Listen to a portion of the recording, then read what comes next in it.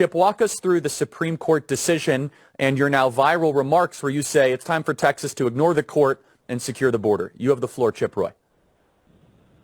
Hey, Charlie, great to be on as always. And I always enjoy our text exchanges, and you're always thoughtful about stuff, even when we disagree. And look, I'll tell you exactly what's going on. I am in Brackettville, Texas right now. I'm about to have a meeting with landowners and a bunch of the leadership and local law enforcement and folks that are leading in South Texas to get an update of what they're facing. I'm not yet sure if I'm going to get the Eagle Pass. I may. I'm talking to some of the guys down there. But the bottom line is it is long past time for Texas to just go ahead and tell the federal government no. I mean, if the federal government is not going to do their job, if they're going to expose the people of Texas to danger, fentanyl poisoning, the empowerment of cartels, terrorists coming across our borders, criminals coming across our borders, our ranchers, fences getting out, their livestock getting out, and there's no end in sight, 10,000 a month. It is absolutely absurd. The numbers of gotaways are extraordinary. We're bearing the brunt of it. And now the Supreme Court comes in and says, and by the way, 5-4 decision with obviously John Roberts and Amy Coney Barrett siding with the leftists.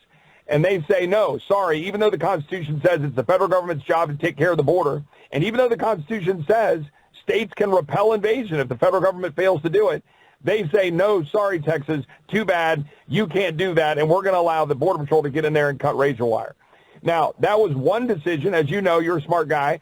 This still has to go back to the Fifth Circuit. There's more to come, but the state is right to proceed. At the end of the day, their job is to secure this state and protect its people. And if the federal government is failing, they've got to do it, period.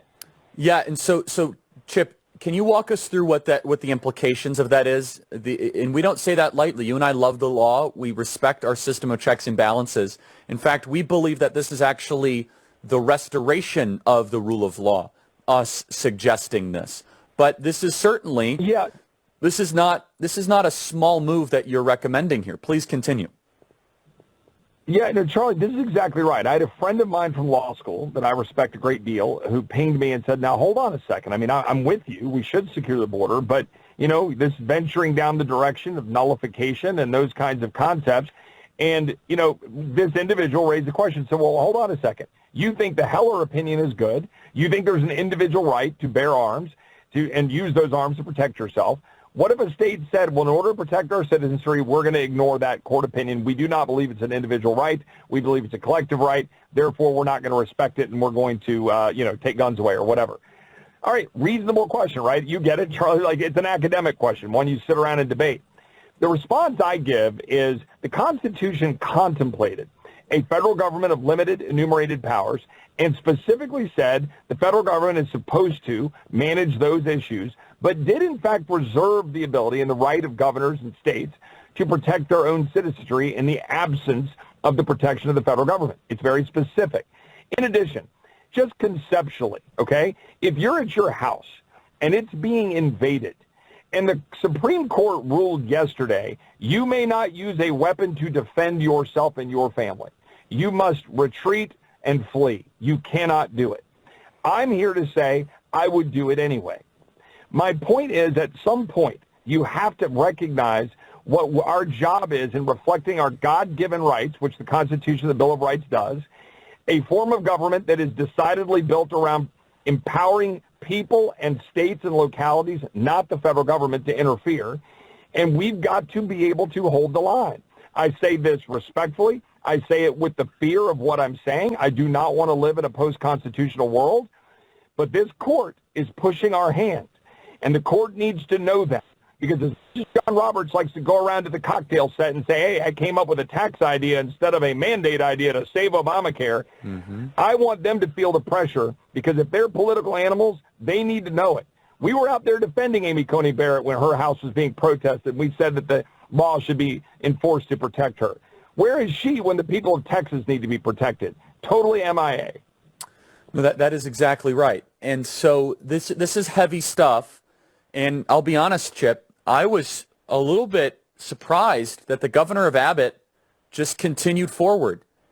That is uncharacteristic based on what I've seen from him previously. He's a lawyerly guy. He's very by the book. That's not a by the book thing. I completely support it. I applaud it. And can you help me understand that, Chip? Is he banking on a decisive Fifth Circuit, is he signaling that the crisis is at such a fever pitch that since Texas was once a sovereign nation and can repel invasion, that Texas is going to take care of itself even if the federal government says it can't? I do not want to speak for Governor Abbott. We don't always agree, but we agree a lot on the basic operations of government and what we should do and shouldn't do. He is very careful. I say that respectfully, but also sometimes critically. I believe that he is reaching the judgment that, look, you got to reach a sober judgment, right? When we want to say that we want our law enforcement in Texas to do the job of Border Patrol and go grab an illegal and remove that illegal and take them across into Mexico. All right, I say that, I believe it. Governor Abbott's, well, if he has to process that as the chief executive, he's the one that has to say to a DPS trooper, you're going to do this, but you may get sued. You may get sued under federal law, under 1983 or whatever, for a civil rights violation. You may get prosecuted by the federal government. And then I'm left having to figure out how to defend that. That is a heavy burden. So I want to be very clear. You're very thoughtful about this kind of thing. We have to view this soberly about what we're talking about. I want to preserve and protect the Republican form of government that our country is built upon, and I want a strong America standing in front of the American flag. But my first duty as an elected official is, yes, to the Constitution, but my first duty is to make sure that I'm protecting and following my job to make sure our people are protected and secure and safe. That's what leaders of a state, of a sovereign entity, have to be concerned about. And so that's what we're up against. So to answer your question, Governor Abbott sees what you see, what I see. He sees terrorists. He sees criminals. He sees fentanyl. And he sees a federal government not just failing, but purposefully refusing to carry out their duty to secure the border of the United States. No, that's exactly right. I believe he's looking at that. I can't predict what he's saying about the Fifth Circuit, but that's the truth. So Chip, can you just riff on this? Because the evil Marxist left, and I don't use those words lightly, it seems as if they found this loophole.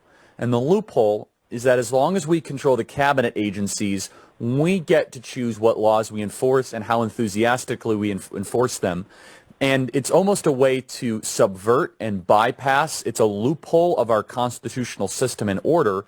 And then you guys do a good job. I mean, you bring Mayorkas, and I wish you would impeach him, but we'll get to that in a second. You bring him in front, and then he just lies. And he says, oh, no, we're enforcing the law, and, basically, what are you going to do about it? He's almost taunting you, Chip, and you know it, because they want the border open, and the way that they think they can do it is through controlling these cabinet secretaries and agencies. And just so everyone's at home, if you haven't been following this, we did a whole show on it. The Biden administration sued Texas so that they could keep the border open. That was what the lawsuit was all about, saying, how dare you, Texas, get in our way to interfere with our open border agenda. That is what the lawsuit was all about, and to cut fences. And so let's just talk about this for a second here, Chip. I think it's very, very important, which is the cabinet secretaries. They have found a workaround of the framer-designed and framer-intended checks and balances, where you have these cabinet secretaries that do whatever they want. Yeah, I mean, this is actually a fundamentally important problem, right? It's not just Mayorkas, right? We had the Supreme Court, the irony here, right? The Supreme Court said you can't do what you're doing with respect to student loans, yet they're doing it anyway, right? They are purposely ignoring the law on multiple areas under the various cabinet secretaries, Department of Justice and what they were doing, right? They were obstructing justice with respect to Hunter Biden. They were purposely using laws to target pro-lifers, right, under the FACE Act. They are making a mockery of the law. They're abusing the law to carry out their leftist ends, and in this case, leave our border wide open. And as you pointed out, Mayorkas, he's doing it on purpose, and he lied to us under oath, famously, looking at me sitting in the Judiciary Committee when I put the text of the law right in front of him. He boldly, brashly said, yes, we have operational control. And I said, are you sure? This statute right here. Yes, we have operational control. Then he went to another committee and said, well, no, I mean, not under that meaning of the definition, but that meaning was literally the statute I put right in front of him. He knows what games he's playing. It's purposeful. And, Charlie, you and I know why. There are 50 million foreign-born people in this country. They have something like 20 million children born to them. This is the highest percentage in our history, even the late 19th century, right, and the great immigration boom then.